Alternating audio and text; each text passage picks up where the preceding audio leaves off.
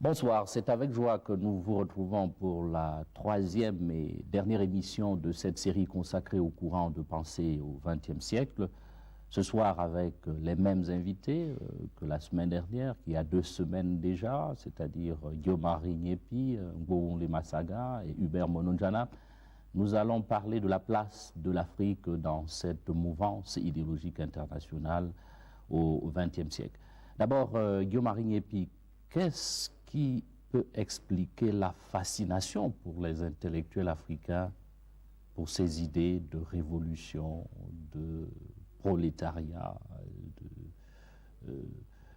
agents de l'histoire et autres?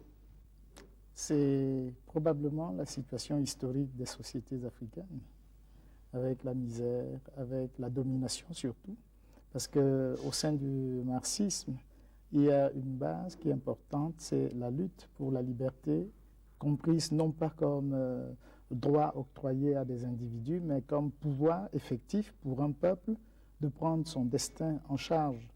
Et l'Afrique, globalement, est confrontée à ce type de problème depuis pratiquement 5 siècles. Comment se sortir du joug des autres et comment forger soi-même son propre destin. Comment faire en sorte que notre communauté de destin puisse se convertir en une communauté de dessein. C'est ça notre vrai problème, il me semble.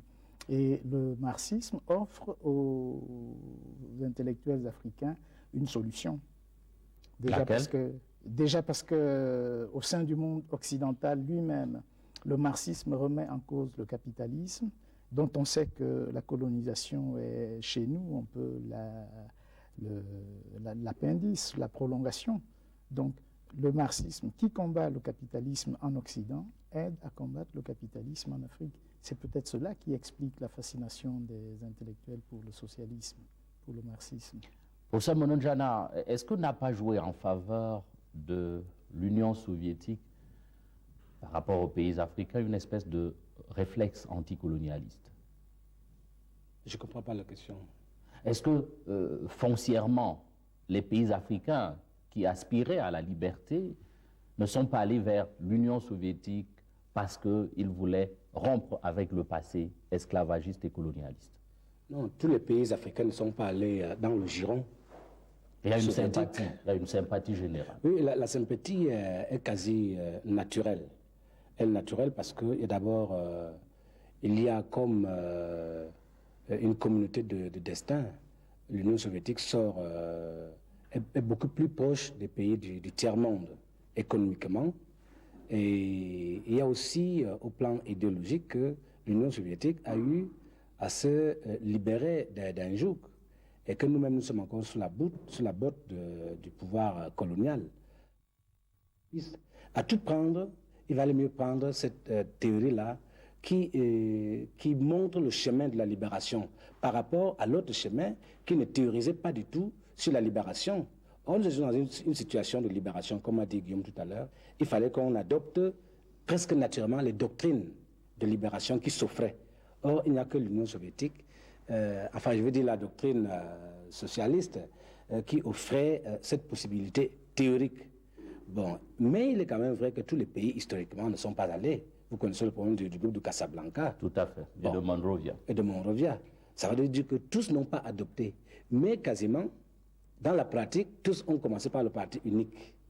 Ce qui est quand même, ce qui montre que, qu'on soit du giron capitaliste ou du giron socialiste, dans la pratique, on a le cœur quelque peu à gauche. Voilà pourquoi on commençait presque tous avec les politiques de planification étatique. Ngououmle Massaga, racontez-nous comment vous êtes littéralement tombé amoureux du marxisme-léninisme. Disons qu'il faut partir de votre question. Oui. Ce ne sont pas les Africains qui sont allés vers le système soviétique, le système socialiste. C'est le système socialiste qui est venu vers les Africains.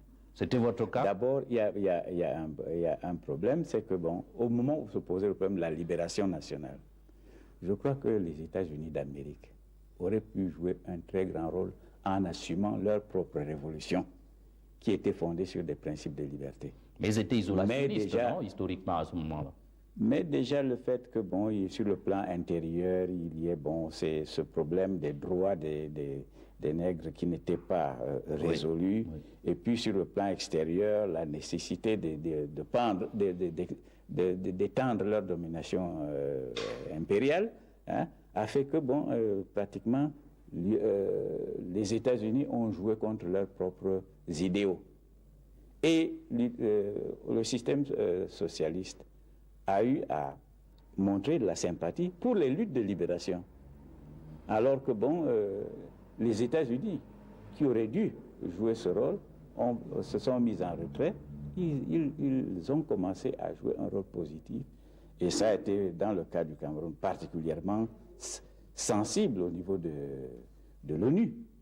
En effet. Bon, où les États-Unis ont plutôt encadré le camp qui devait étouffer l'accession de notre pays et des pays africains à l'indépendance, alors que le camp socialiste, lui, commençait à l'appuyer. C'est ce qui va faire que, bon, vous avez un système, on se bat contre le colonialisme. Il y a des gens qui soutiennent les puissances coloniales et d'autres qui essaient d'encourager, de soutenir le mouvement de libération. Que voulez-vous que les mouvements de libération fissent à cette époque-là? Mais vous, que savez-vous de l'Union soviétique et du marxisme-léninisme au-delà de l'incantation? Que savez-vous de la réalité au moment où vous adhérez à ces mouvements? La réalité que je sais, par exemple, c'est que, bon, le problème camerounais se discute à l'ONU, où Myobe y est allé, et les pays qui ont voté contre nous, c'est la France, les États-Unis, etc. Et les pays qui ont voté pour notre indépendance, c'est l'Union soviétique, etc. Alors l'Union soviétique, pour vous, à ce moment-là, c'est la terre promise? La terre promise, non. En 1960, hein? On est bien clair. On peut aller plus tôt. On peut même plus tôt. Oui. Hein? Ce n'est pas la terre promise. Mais quand tu te bats, ceux qui te soutiennent, tu en as une autre perception que ceux qui te combattent.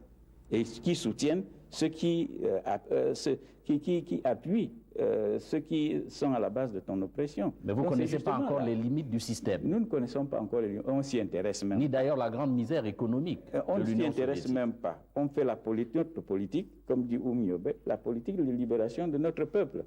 On ne fait pas la politique de l'Union soviétique ou de tel autre pays. Et nous jugeons ces pays-là en fonction de l'attitude qu'ils ont vis-à-vis de notre problème de libération. Si la France s'était montrée beaucoup plus libérale, comme par exemple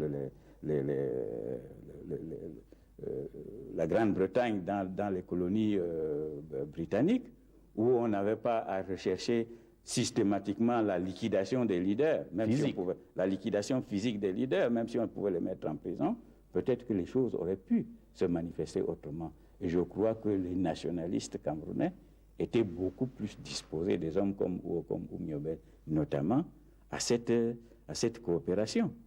Hein? Les Britanniques ne trouvaient pas particulièrement révoltant, hein, de mettre un leader de l'opposition comme Premier ministre à l'occasion de l'indépendance. Ils sont allés chercher un Nkrumah de prison pour en faire pour permettre qu'il soit le premier ministre reconnu du pays. Mais les Français, là, ont considéré cette hypothèse comme particulièrement scandaleuse, alors que toute l'histoire de notre pays depuis plus de 40 ans montre que dans le personnel politique qui a eu à émerger dans ce pays, hein, il n'y a pas eu des hommes de la trempe des dirigeants de l'UPC, notamment de Oumiobe, de Moumié et d'autres. Alors, 1962, je crois, si mes souvenirs sont bons, vous êtes conseiller du président Nkrumah. Oui. Qu'est-ce que vous faites à côté de lui et quel type d'homme est-il? Nkrumah a été vraiment un grand leader politique africain. D'abord, je vous ai dit qu'on l'a sorti de prison, hein, pour qu'il devienne Premier ministre. Donc, ce n'est pas quelqu'un qui est devenu, qui a accédé à la tête du Ghana un peu par hasard. Il a mené la lutte pour la libération de son peuple. Hein. Il a souffert, il a fait la prison, il a souffert la famine, la misère, pour arriver là. Hein. Bon, ce n'est pas le parcours habituel des dirigeants qui ont été mis en place après l'indépendance. Donc, voilà déjà, au niveau du parcours de l'homme, il y avait une certaine sympathique qui s'installait, notamment avec les dirigeants, les cadres des mouvements de libération. Mais comment expliquez-vous que son projet soit resté sans lendemain, au-delà de son assassinat? Son projet sans lendemain. Bon, son projet panafricaniste, notamment. Nos jeunes diraient à quelle heure? Disons, si je veux dire qu'il a certes un projet, hein, il a posé les bases, disons, je pourrais presque dire, de l'idéologie de la libération africaine. Hein, et je crois que c'est le premier qui a vraiment posé les fondements, et ensuite va venir l'œuvre de Cheikh Anta Diop. Je crois que c'est les deux penseurs vraiment que l'histoire va retenir en Afrique au niveau du XXe siècle. D'autant plus que leur œuvre, leur projet n'est pas encore réalisé, mais est incontournable. L'Afrique ne pourra pas s'en tirer sans qu'il y ait un gouvernement continental d'union, une fédération des États d'Afrique. C'était déjà votre conviction en 1960, ça l'est toujours? Absolument, absolument, ça l'est toujours. Et tout nous montre, on est en train de se lamenter là, les autres ont fait l'euro, est-ce que l'OUA peut nous faire l'euro? L'OUA ne peut rien faire. L'OUA, nous avons des problèmes de sécurité. Vous n'avez pas foi en l'OUA? Mais ce n'est pas que je n'ai pas foi en l'OUA, je fais le constat de son impotence et de sa, je dirais presque de sa faillite. Parce que l'espoir d'unité, qu'est-ce qu'il incarne aujourd'hui? Absolument rien au niveau de l'OUA. Il y a tous ces désordres, etc., qui viennent de... Vous voulez dire que le groupe de Casablanca aurait mieux incarné ces rêves d'unité africaine? Je veux dire qu'il y avait eu, après avoir élaboré la théorie, il y avait une stratégie à mettre en œuvre. Et c'est là qu'a été l'erreur de Nkrumah. Et cette erreur, elle a été l'objet d'un débat assez dur. Auquel vous avez participé? Particulièrement. Parce que pour nous, le problème n'était pas d'espérer l'unité de l'Afrique dans un club de chefs d'État qui avait pour stratégie de se barricader chez eux et de chercher la solidarité des autres pour mieux contenir leur peuple et non réaliser ses aspirations. C'était évident. Nous proposions, d'abord à l'époque, il y avait déjà un groupe d'États progressistes. Nous proposions que ce groupe d'États... Réunis dans ce fameux groupe de Casablanca. Voilà. Ce groupe-là, même s'il y avait une OUA, devait être renforcé en nombre et en solidarité jusqu'à ce que change le rapport des forces. Parce que là, il y avait au moins une perspective, et vous y comptiez? Une politique. J'y comptais, oui. Malheureusement, il y a eu cette défection des dirigeants progressistes de l'époque devant l'illusion que, en allant avec... en créant une sorte de club, on pourrait faire avancer l'unité. Ils croyaient. Nkrumah, je me rappelle une discussion assez vive à ce sujet, il me dit, camarade Massaga, they are unwilling praise of imperialism. J'ai dit non. Ils sont des proies impuissantes. Volontairement, ils n'étaient pas. C'était des proies. Mais non, c'était des hommes avec des convictions qui avaient refusé le combat de la libération et qui jouaient le jeu des puissances qui exploitaient l'Afrique.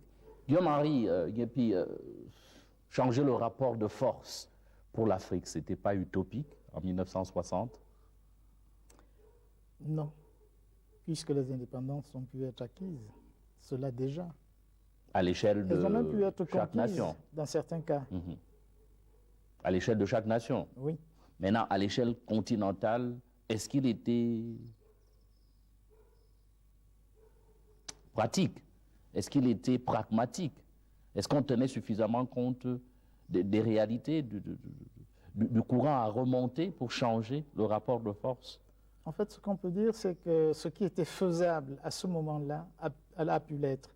Par exemple, il était possible de penser complètement l'unité. Et quelqu'un comme Nkrumah l'a pensé en termes d'unité économique, d'unité diplomatique, d'unité militaire, ce que les autres ne faisaient pas, et d'unité politique continentale. Très souvent, on s'arrêtait aux ressemblances culturelles entre Africains et on postulait une sorte d'unité, j'allais dire, métaphysique. Penser oui, mais comment l'appliquer?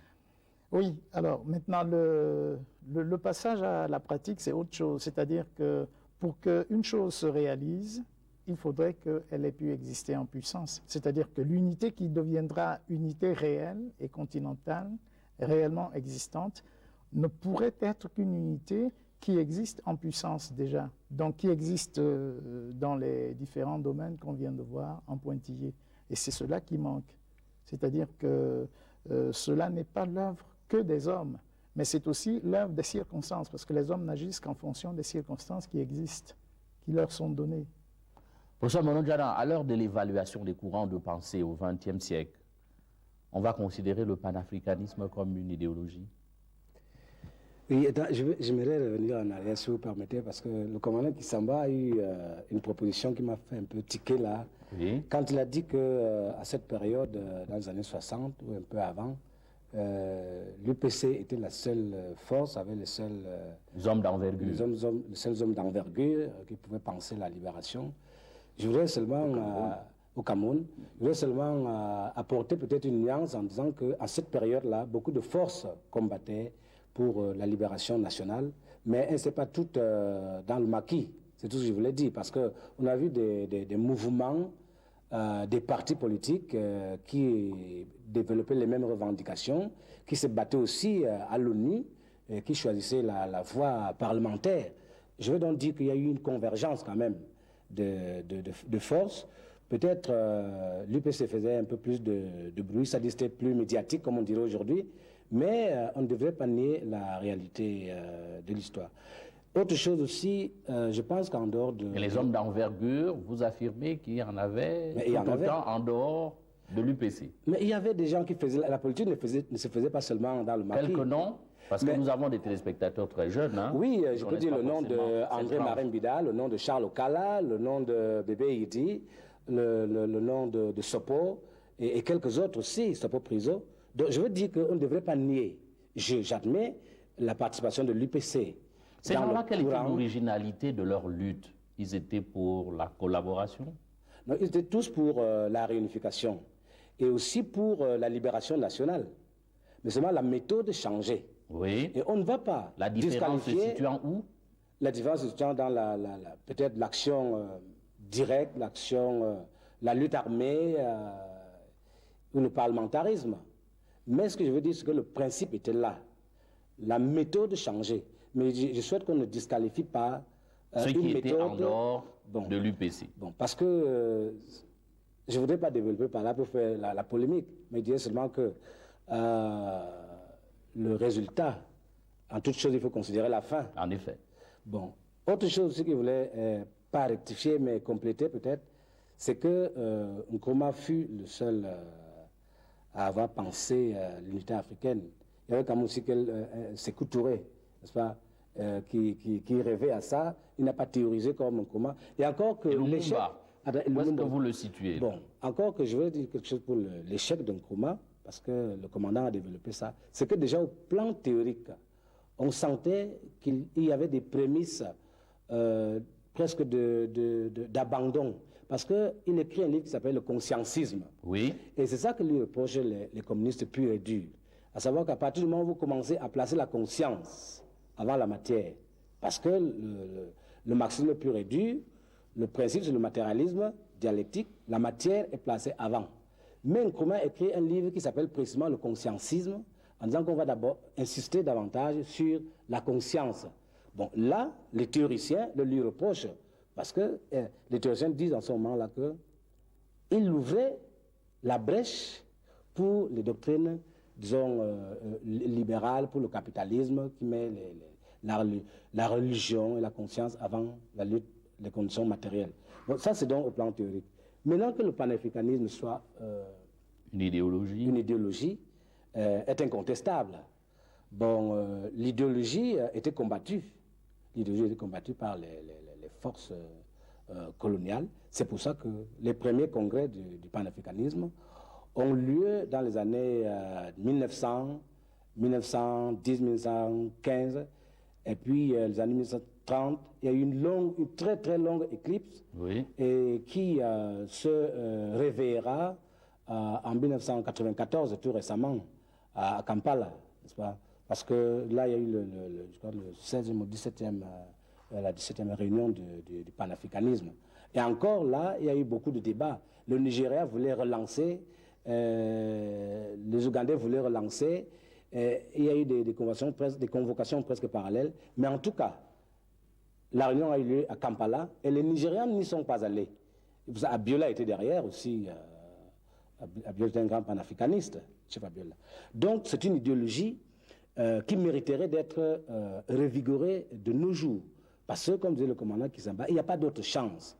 Pour l'Afrique. Il y a la mondialisation est en train d'arriver et nous sommes le seul continent où l'on ne pense pas très sérieusement à un regroupement régional ou même supra-régional. Donc nous ne pourrons pas aller dans cette mondialisation, dans la balkanisation où nous trouvons. Vous savez très bien que le sacro-saint principe de l'intangibilité des frontières léguées par la colonisation a été adopté par l'OUA à sa création comme un principe, le principe sine qua non. Intangible. Où il y a l'OUA et on ne touche pas aux frontières. Tout à fait. Où vous voulez toucher aux frontières, il n'y a pas d'OUA. Ça veut donc dire qu'on s'organisait sur une base balkanisée. Donc on éternisait la balkanisation, encouragé en cela par des anthropologues du Nord. Parce que notre problème, à vrai dire, ce n'est pas pour nous déculpabiliser, notre problème, c'est l'influence des pays du Nord, qui ont une armée de sociologues et d'anthropologues avec des laboratoires sociaux qui dirigent les regards vers l'Afrique et qui conseillent à nos dirigeants précisément les stratégies qu'il ne faut pas. Voilà pourquoi nous sommes en train de piétiner, à vrai dire. Bon, Ouli Massaga, le socialisme était l'allié objectif du panafricanisme. Oui. Mais est-ce qu'il n'y a pas eu une espèce de désillusion des Africains à constater que l'URSS ne pouvait leur offrir que de l'aide militaire, par exemple, et que sur le plan économique, ces pays africains ne pouvaient pratiquement rien attendre de ce nouvel allié?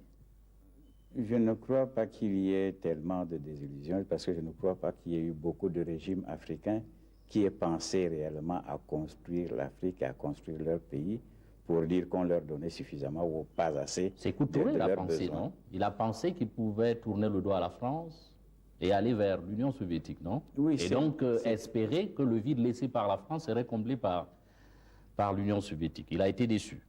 Oui, historiquement, vous ne pouvez pas le nier. On pourrait peut-être interpréter ainsi l'action de Sékou Touré, mais peut-être qu'elle était un peu plus complexe. Parce que tout à l'heure, on parlait de la possibilité des problèmes de stratégie de l'unité africaine. Vous disiez, est-ce qu'on pouvait faire, est-ce que c'était réalisable de faire l'unité? Mais il y avait un héritage colonial assez important. Il y avait l'AOF, l'AEF, c'était des systèmes organisés, avec des administrations centrales, et puis des systèmes d'éducation déjà mis en place. Cela, au moins, pouvait être développé jusqu'à ce qu'on arrive vraiment à un système quasi-continental, rien qu'avec l'union, par exemple, de l'AEF et de l'AOF. Mais les stratèges de l'impérialisme ont trouvé malin, très malin, et nos dirigeants ont joué ce jeu-là, de liquider l'AOF, les structures de l'AEF, alors que c'était un acquis historique.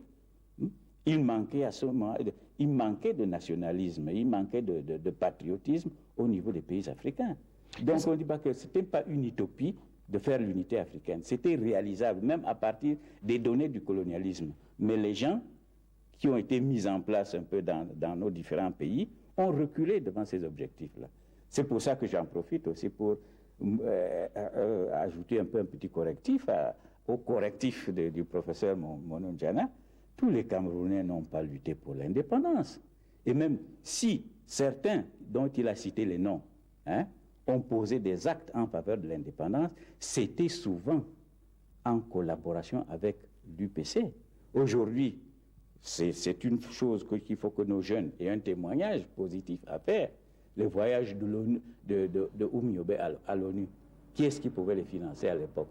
Il y avait des gens comme Sopo Priso, qui étaient des patriotes, cachés, qui contribuaient à cet effort. Et il les a effectivement financés. Mais il a financé les voyages de l'UPC de Oumiobe à l'ONU. Bébé Yidi n'était pas UPCiste, mais disons que tout ce monde était crypto-UPCiste pour utiliser la terminologie de la répression dans le temps. Hein? Parce que, bon, un bébé yidi, à un moment donné, a eu à opérer Oumyobé en clandestinité, en secret. Et alors, messieurs, il ne nous reste pas beaucoup de temps, malheureusement. Il ne nous reste pas beaucoup de temps, excusez-moi. Je voudrais demander au professeur Mononjana un mot de conclusion. Le professeur Maurice Duverger parle un moment de la possibilité d'une synthèse entre le socialisme et le libéralisme, une espèce de socialisme libéral. Est-ce que ce n'est pas une troisième voie comme celle-là qui constituerait la chance de l'Afrique? Oui, encore que le socialisme libéral, c'est la social-démocratie.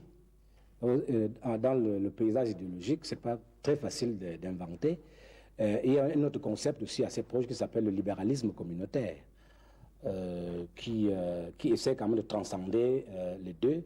Il y a eu, si vous voulez, plusieurs alternatives. La troisième voie, c'est juste la voie alternative. Chacun essaie de proposer la sienne. Il y a eu donc beaucoup de propositions dans ce sens en Afrique. Je crois qu'il faudrait peut-être souligner ça aussi. Il faut souligner les théories écologistes qui existent en Afrique. Elles sont encore marginales quand même. Elles sont encore marginales, d'accord. Il faut signaler l'humanisme de Kaunda, qui est une sorte de socialisme aussi à l'africaine. Il ne faut pas aussi négliger comment fédérer toutes ces velléités? Non, on ne peut pas tout unifier, à tout prix aussi. Pourquoi viser l'idéologie unique à tout prix? Mais vous dites que l'Afrique ne peut réussir qu'en s'unifiant. Il faut commencer à avoir une idéologie unique, non? Au moins. Oui, on peut s'unifier dans une idéologie, mais une idéologie tout au moins fédératrice. Non, parce que les pays d'Europe qui viennent de s'unifier n'ont pas une idéologie unique. Ils sont unifiés, mais pas sur la base d'une idéologie. Ce qui nous est le plus sensible, c'est les données économiques. Je crois qu'il faut essayer de faire un rapprochement sur ce terrain. Et là, nous rejoignons nos amis matérialistes. Ce n'est pas tellement dans la superstructure idéologique qu'il faut aller absolument à tout prix trouver l'unité qu'il faut. Il faut construire les bases de cette unité. Et ces bases, elles sont matérielles. Donc, il faut chercher l'unification, par exemple, des frontières. Il faut chercher l'unification de la monnaie. Il faut chercher l'unification même douanière. Il faut tracer des voies pour communiquer. Si vous allez accrocher une parfaite idéologie unique au ciel inaccessible, ça ne va pas permettre au peuple d'amorcer le rapprochement qu'il nous faudrait. Donc pour moi, je ne pense pas qu'il faille à tout prix une idéologie unique. C'est une idéologie unique, du genre parti unique que nous sommes en train de combattre aujourd'hui. Il faut précisément cette dynamique qui permettra aux gens d'aller dans le même sens tout en discutant ensemble. Et ça, c'est la vertu du pluralisme. Merci beaucoup Guillaume Marie Ngepi, merci Ngwo Masaga, merci professeur Humbert Mononjana pour avoir participé à cette série d'émissions consacrées au courant de pensée au XXe siècle. Nous allons nous retrouver probablement dans 2 semaines pour évoquer un autre sujet non moins intéressant, la décolonisation. Bonsoir.